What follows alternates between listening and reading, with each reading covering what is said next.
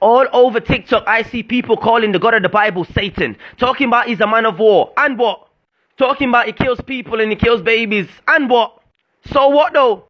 Did y'all know that y'all are being reincarnated? So when your babies are dying, when y'all are dying, when y'all are having disabilities and shit, it's the Most High on your asses for your last lives. Get over it. Talking about God never wanted us to eat from the tree of knowledge because he didn't want us to be like gods. You're an idiot. The tree of knowledge is actually a choice. What did the Messiah say to Adam? He says, do not eat of the tree of knowledge or touch it. So if the tree of knowledge means choice, then what did he really touch? You see where your lack of knowledge comes in, dummy? Did you know that the tree of knowledge is a decision? Talking about he made us speak different languages because he didn't want us to build the Tower of Babel. Why did he separate us? Because we was trying to get to the dome. If we'd have cracked that damn dome, guess what would have happened? First of all, we would have been flooded out. Second thing, by the time we got up there, we wouldn't have no air left. Have you ever been up too high? You can't breathe. So this is Genesis chapter 2, verses 17. And it says, nevertheless, the tree of knowledge of good and evil, this knowledge is a privilege which God reserves to himself and which man by sinning is to lay hands on. Genesis chapter 3 verses 5.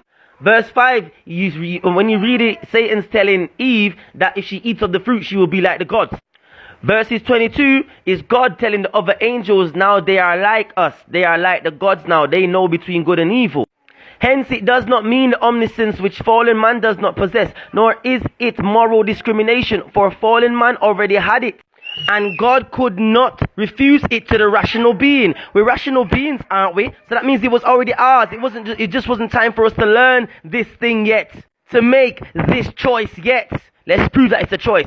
It is the power of deciding for himself what is good and what is evil. What is the tree of life? The power of deciding and of acting accordingly, a claim to complete moral independence by which man refuses to recognize his status as a created being. The first sin was an attack on God's sovereignty, a sin of pride. This rebellion is described in concrete terms as the transgression of an express command of Yahweh, for which the text uses the image of the forbidden fruit. So, what is the forbidden fruit? What is the tree of knowledge? It is making a choice. Remember, the Messiah said to Adam, do not eat of the fruit or touch it. So if the eating of the fruit means making a choice, he says don't make a choice to touch it. What did he touch? Because remember, the tree ain't a tree no more. It's a decision now. Remember that. Take that out of your head. What did Adam touch? What did Eve touch? Why after they so-called touched this fruit, they realized they was naked? Why was it so desirable to Eve? Because it was sex. Boom!